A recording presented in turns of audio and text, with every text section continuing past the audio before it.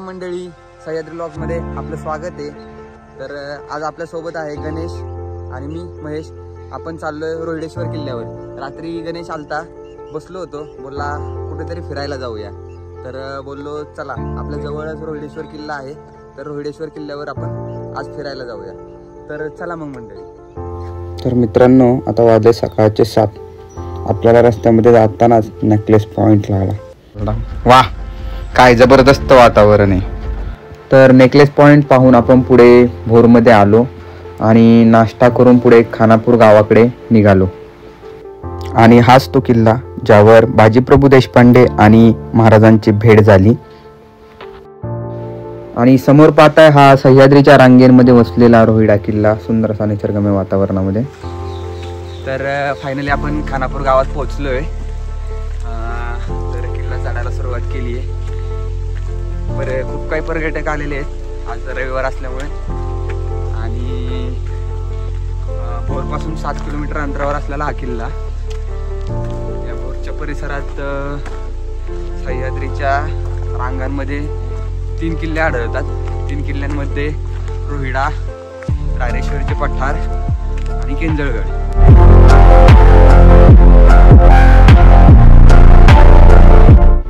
आणि हा किल्ला पूर्वी आदिलशहाकडे होता आणि या किल्ल्याला स्वराज्यात घेण्यासाठी महाराजांना बांदल देशमुख यांच्याशी युद्ध करावे लागले।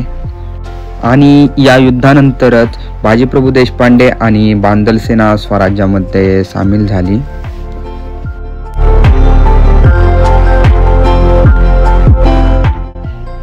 आणि 1 तासाच्या ट्रेक नंतर आपण पोहोचलोय किल्ल्याच्या पहिल्या दरवाजाजवळ, म्हणजेच गणेश दरवाजाजवळ।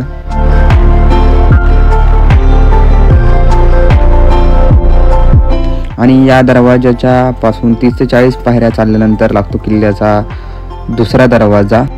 दरवाजातून आत गेल्यानंतर उजव्या हाताला लागतं भुयारी पिण्याच्या पाण्याचे टाके। इथे 12ही महिने पिण्याचे पाणी पिण्यास भेटते। इथेच शेजारी किल्ल्याचा पहिला बुरुज म्हणजे फत्ते बुरुज आहे। आपण पाहताय हा फत्ते बुरुज, येथील हे निसर्गमय असं दृश्य।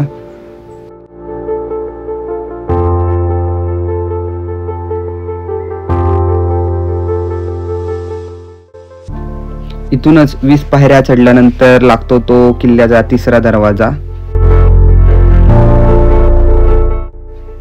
किल्ल्याचे 3ही दरवाजे एकमेकांना काटकोनात आहेत।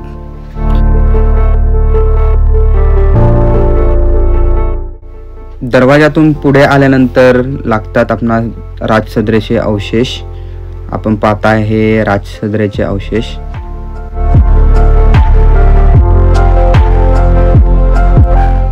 राजसदरेपासून पुढे आल्यानंतर लागतं आपणास हे हनुमान मंदिर। आणि या हनुमान मंदिरासमोरीलच हा किल्ल्याचा दुसरा बुरुज। किल्ल्याला एकूण 7 बुरुजांपैकी हा दुसरा बुरुज। आपण पाहता हे किल्ल्यावर सुंदर असं धुकं आलंय आणि सुंदर असं निसर्गमय वातावरण झालेलं आहे।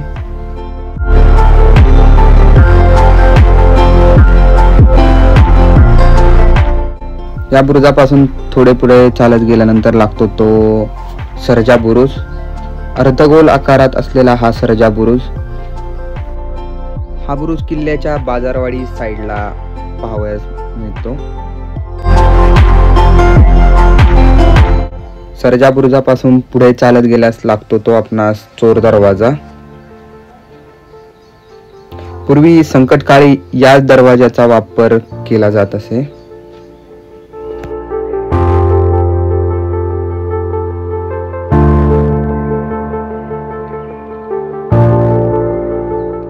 चोर दरवाजापासून पुढे गेल्यानंतर लागतो तो वाघजाई बुरुज। येथून पुढच्या डोंगरावर वाघजाई देवीचे मंदिर आहे, त्यामुळेच या बुरुजाला वाघजाई बुरुज असे नाव पडले। हा बुरुज अजूनही भक्कम अशा अवस्थेत आहे, त्यामुळेच येथून आसपासचा परिसर टेहाळता येतो। इथूनच पुढे गेल्यानंतर लागतो तो पाटणे बुरुज। लहान आकाराचा हा बुरुज मोडकळीस आलेला आहे।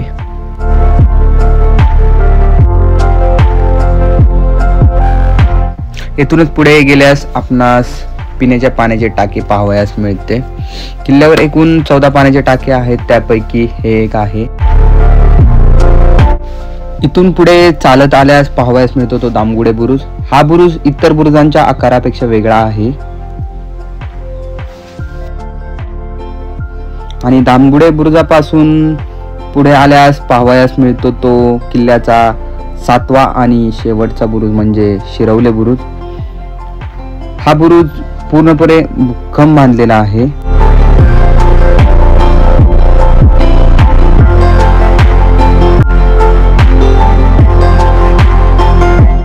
बुरुजापासून पुढे चालत गेल्यास आपणास राजवाड्याचे अवशेष पाहावयास मिळतात.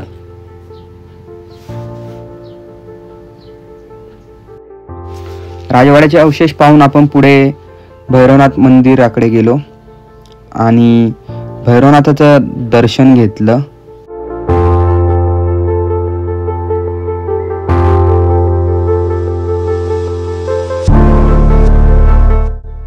मंदिराच्या बाजूलाच काही जुन्या भांड्याचे अवशेष पाहावयास मिळतात, ते आपण आता पाहूया.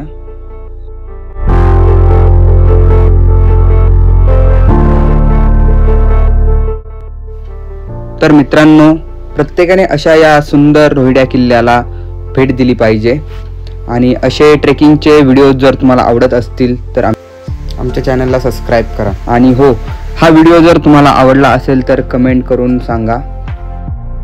तर चला मित्रांनो, भेटूया पुढच्या व्हिडिओत. तोपर्यंत जय शिवराय.